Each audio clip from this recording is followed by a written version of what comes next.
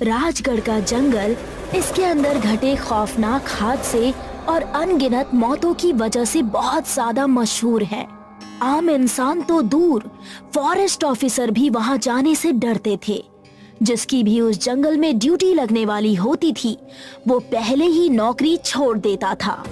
लेकिन राजवीर ऐसा नहीं था। जब उसकी ड्यूटी राजगढ़ के जंगल में लगी तो वो बेझिझक वहां गया और अपने एक दोस्त मयंक को भी अपने साथ ले गया। आज उसकी चौकी में पहला दिन था और अंधेरा होने ही वाला था। चलिए सर, अब हम चलते हैं। चौकी के बंद होने का टाइम हो गया है। ये तुम क्या कह रहे हो? यहाँ रुकने के लिए अच्छे खासे कमरे हैं, तो इसको बंद करके दूसरी जगह क्यों जाएंगे? सर, यहाँ रात में रुकना अपनी मौत को दावत देना है। एक वन रक्षक होकर ऐसी बुज़दिली वाली बातें बोलते हुए तुम्हें शर्म नहीं आ रही? सर, हमें यहाँ किसी जानवर से खतरा नहीं है। यहाँ भूत प्रेतों का चक्कर है, आत्माएं घूमती हैं यहाँ। मैंने यहाँ आने से पहले भी वो बातें सुनी थी। वो सब बस अफवाह है। हम यहीं रुकेंगे और ये मेरा फाइनल डिसीजन है। अगर आपका ऑर्डर है तो मैं यहाँ रुक जाता हूँ, लेकिन सर अगर मुझे जरा भी खतरा लगा तो मैं उसी टाइम यहाँ से भाग जाऊंगा, फिर चाहे आप मुझे नौकरी से ही क्यों ना निकलवा दें। राजवीर और करण एक कमरे में ठहर गए और मयंक दूसरे कमरे में ठहर गया। राजवीर को नींद नहीं आ रही थी। उसने वहीं लगी कबर्ड में से एक किताब निकाली और उसको खिड़की के पास बैठकर पढ़ने लगा। खिड़की से तरह तरह की आवाजें आ रही थी। राजवीर उन पर ध्यान न देते हुए पढ़ने में लगा हुआ था, लेकिन कुछ देर बाद उसके कानों में घुंघरुओं की छन छन की आवाज आने लगी। छन छन की आवाज आने लगी। अरे करण, तुम्हें ये घुंघरुओं की आवाज सुनाई दी? लगता है बाहर कोई है। सर, आप इन आवाजों पर ध्यान मत दीजिए, रात में ऐसी आवाजें आती रहती हैं। राजवीर खिड़की से बाहर देखने लगा। उसको नजर आया कि कच्चे रास्ते पर एक लड़की चली जा रही है। बाहर कोई लड़की है। करण चलो, जरा देखते हैं कौन है। सर, इस जंगल में इतनी रात में भला कोई लड़की क्या करने आएगी? वो कोई आत्मा वात्मा भी हो सकती है। मैंने कहा ना, कोई आत्मा वात्मा नहीं होती। चलो जल्दी से उठो। करण ना चाहते हुए भी उठकर उसके साथ हो लिया।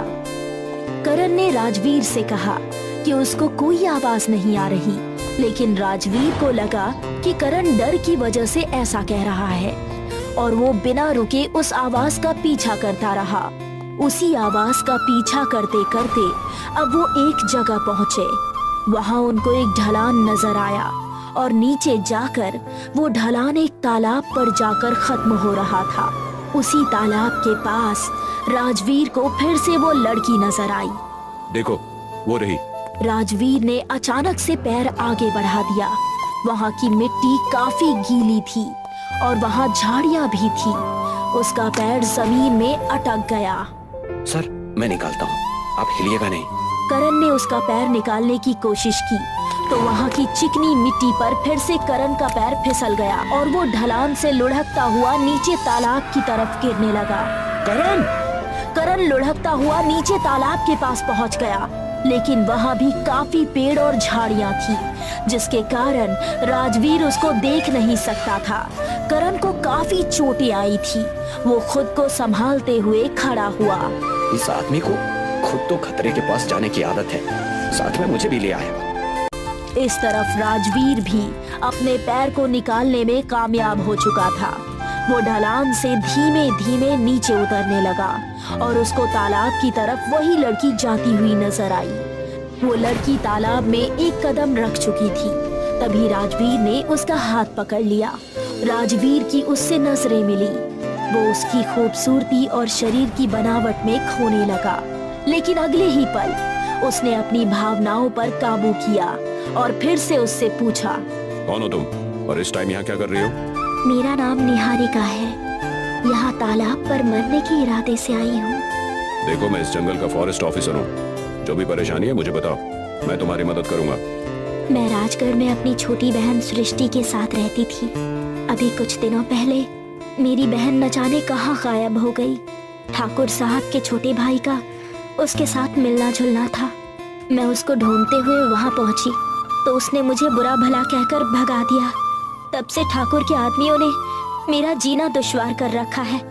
पूरे गांव में ये अफवाह फैला दी कि मेरी बहन किसी के साथ भाग गई है। उसके बाद गांव वालों ने भी मुझ पे गंदी नजर रखनी शुरू कर दी। अब ऐसे में मैं भला क्या कर सकती हूँ? आप चलिए मेरे साथ, मैं आपकी बहन को ढूंढने में आपकी मदद करूंगा। मेरे कहने पर पुलिस कार्यवाही जरूर करेगी। आप ये मरने का इरादा छोड़ दीजिए। उसकी बात सुनकर वो चुपचाप उसके साथ चल दी। जब राजवीर चौकी वापस पहुंचा तो मयंक दरवाजे पर खड़ा उसका इंतजार कर रहा था। राजवीर के साथ निहारिका को देखकर वो भी उसकी खूबसूरती में खो गया। तू बाहर क्या कर रहा है? कहाँ चला गया था तू? अरे ऑफिसर मैं हूँ, तो मैं तुझे क्यों परेशान करता? इसलिए तुझे सोता हुआ छोड़कर चला गया। ये कौन है? फिलहाल अंदर चलते हैं। डर गए। राजवीर ने निहारिका को एक कमरे में ठहरा दिया और फिर मयंक को उसके बारे में सब कुछ बता दिया। बहुत ही अजीब कहानी है इसकी। कहीं ये कोई चुड़ैल? यार अब तू भी शुरू मत हो जाना। अगर ये कोई चुड़ैल होती तो मैं जिंदा तेरे सामने नहीं खड़ा होता। लेकिन ये करण कहाँ है? वो भी अपने कमरे में नहीं है। वो बहुत ही डरा हुआ था। लगता है जैसा उसने कहा वैसा ही किया, भाग गया वो। आई थिंक अब तो सुबह ही आएगा। चल ठीक है, अब दोनों सो लेते हैं। और मेरे बाप, अब मुझे अकेला छोड़कर कहीं मत जाना। वो दोनों एक ही कमरे में जाकर सो गए। कुछ देर बाद उनको कई कुत्तों के एक साथ रोने की आवाज आने लगी। अरे यार, अब इन कुत्तों की भी नानी अभी ही मरनी थी क्या? मैं जाकर देखता हूँ। रुक, मैं भी आता हूँ। और दोनों रूम से बाहर निकले। उसकी नजर निहारिका के कमरे पर पड़ी, जिसका दरवाजा खुला हुआ था और वो उसमें मौजूद नहीं थी। दोनों बाहर निकले और वहाँ एक अजीब सी बदबू आ रही है। दोनों ने पास जाकर देखा तो उनके पैरों तले जमीन खिसक गई। वहाँ जमीन पर एक लाश कई चीथड़ों में पड़ी हुई थी। उसके कपड़ों से पता चल रहा था कि वो लाश करण की है। करण की लाश यहाँ पड़ी है, इतनी बुरी हालत में, और निहारिका यहाँ से गायब है। कहीं निहारिका सच में? तभी उसके कंधे पर पीछे से किसी ने हाथ रखा और उसके दिल की धड़कनें रुक गई। करण को मारने वाली भूतनी कौन थी?